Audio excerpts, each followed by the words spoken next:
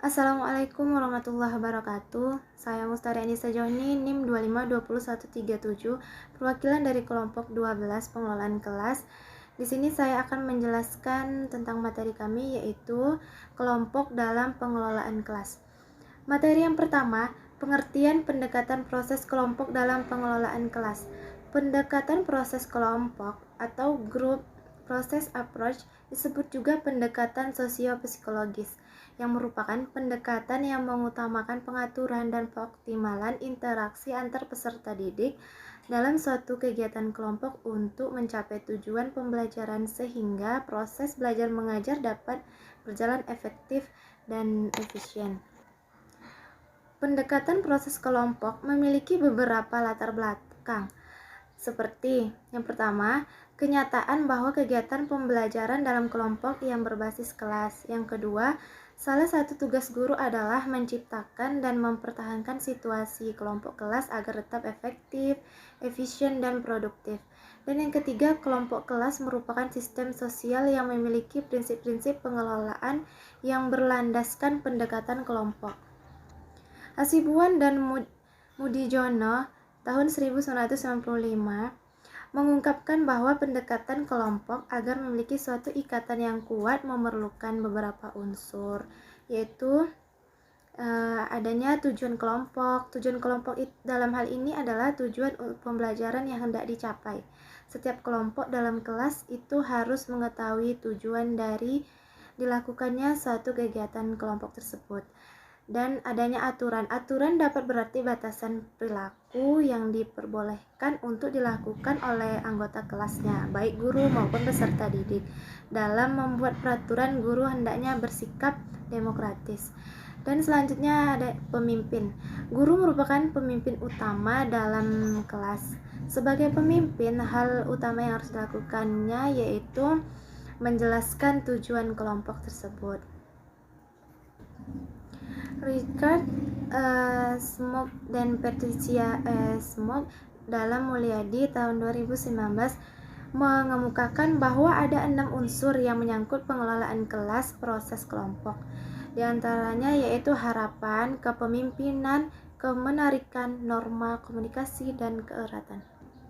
Materi yang kedua yaitu peranan pendekatan proses kelompok dalam membentuk guru profesional.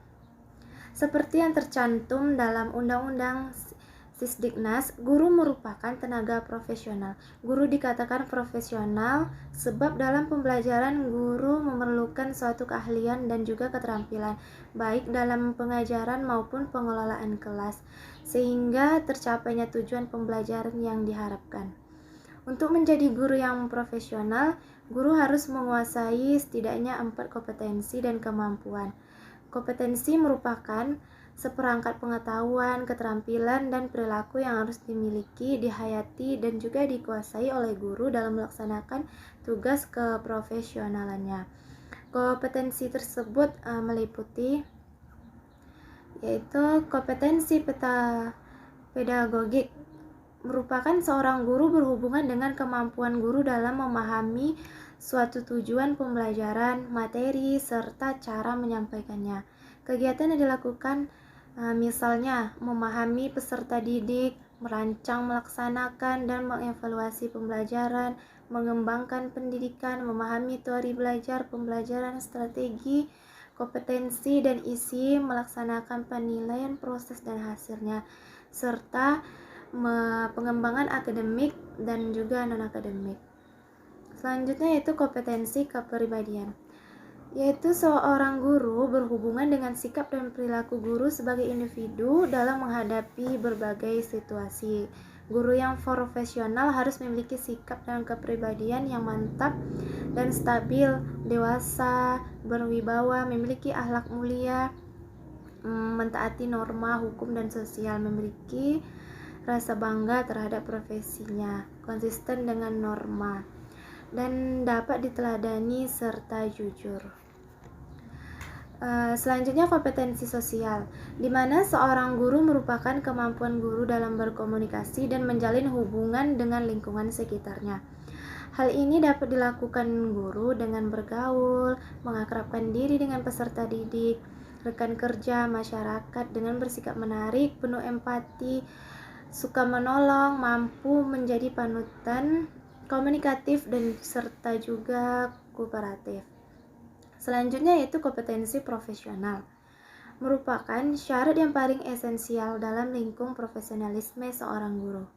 Dalam kompetensi ini, guru dituntut untuk menguasai keilmuan bidang studi, memahami langkah krisis pendalaman isi bidang studi, paham terhadap materi, struktur, konsep, dan keilmuan yang mengawinya, serta mampu menerapkan dalam kehidupan sehari-hari. Adapun materi yang ketiga yaitu masalah-masalah pengelolaan kelas yang dapat diatasi dengan pendekatan proses kelompok.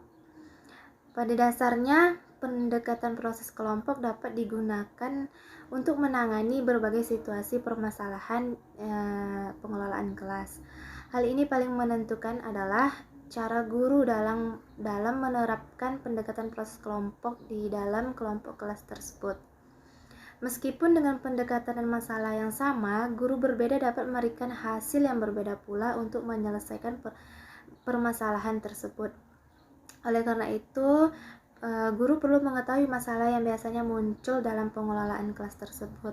Misalnya masalah individu, yaitu adanya masalah individual dapat dikarenakan adanya kegagalan dari seseorang untuk mewujudkan tujuan dan harapan yang diinginkan, terutama kebutuhan untuk mengaktualisasikan diri dalam lingkungan sosialnya. Adapun masalah kelompok yaitu dapat terjadi karena pembelajaran berlangsung dalam situasi kelompok kelas. Pendekatan proses kelompok dapat digunakan untuk mengatasi masalah yang berhubungan dengan kelompok seperti ini. Dikenal adanya 7 masalah kelompok dalam kaitannya dengan pengelolaan kelas yang dapat dijelaskan sebagai berikut. Yang pertama, kurangnya kekompakan, kurangnya kemampuan mengikuti peraturan kelompok, reaksi negatif terhadap sesama anggota kelompok. Selanjutnya, penerimaan kelas atau kelompok atas tingkah laku yang menyimpang. Yang kelima, kegiatan anggota atau kelompok menyimpang dengan ketentuan yang telah ditetapkan. Yang keenam, ketiadaan semangat, tidak mau bekerja, serta tingkah laku yang agresif atau protes. Yang ketujuh, ketidakmampuan menyesuaikan diri terhadap perubahan lingkungan. Dalam menyelesaikan berbagai masalah yang berhubungan dengan kelompok ini, guru merupakan faktor kunci dalam penentuan keberhasilan. Jika dalam menerapkan pendekatan proses kelompok timbul masalah semacam ini, guru harus mampu memberikan pengertian kepada peserta didik dan mencarikan solusinya dengan menawarkan alternatif pemecahan masalah kepada peserta didik sehingga diperoleh penerimaan kelompok. Dan materi yang terakhir yaitu pelaksanaan pendekatan proses kelompok dalam pengelolaan kelas. Louis V. Johnson dan Mary Ebeni dalam Mulyadi 2009 menggolongkan pengelolaan kelas melalui pendekatan proses kelompok menjadi 2 jenis, yaitu yang pertama pemudahan atau facilitation. Terdapat 4 kegiatan pemudahan yang dikaitkan dengan pelaksanaan pendekatan proses kelompok di kelas, seperti mengusahakan terbinanya kesatuan dan kerjasama. Dalam suatu kegiatan kelompok, adanya kesatuan dan kerjasama merupakan hal pokok yang harus ditanamkan dan dikembangkan. Selanjutnya, mengembangkan aturan dan prosedur kerja, seperti yang sudah dipaparkan sebelumnya bahwa aturan merupakan pedoman dan batasan untuk bertingkah laku khususnya dalam suatu kelompok sosial. Yang ketiga, menerapkan cara-cara pemecahan masalah. Dan yang keempat, menyesuaikan pola tingkah laku kelompok yang kurang diinginkan selama ini di dalam kelompok kelas tersebut. Dan selanjutnya itu mempertahankan atau main essence. Terdapat 3 cara untuk pemertahanan serta memperbaiki kondisi efektif dalam kelompok kelas, yaitu yang pertama, mempertahankan dan memperbaiki semangat. Tindakan mempertahankan dan memperbaiki semangat tersebut diperlukan, sebab tinggi rendahnya semangat suatu kelompok akan mempengaruhi produktivitas kelompok tersebut. Yang kedua, mengatasi konflik. Tujuan dari mengatasi konflik ini adalah agar pihak yang bertentangan dapat saling mengurangi perbedaan secara bersama-sama serta menyatukan pikiran untuk menyelesaikan masalah. Yang ketiga yaitu mengurangi masalah-masalah pengelolaan kelas.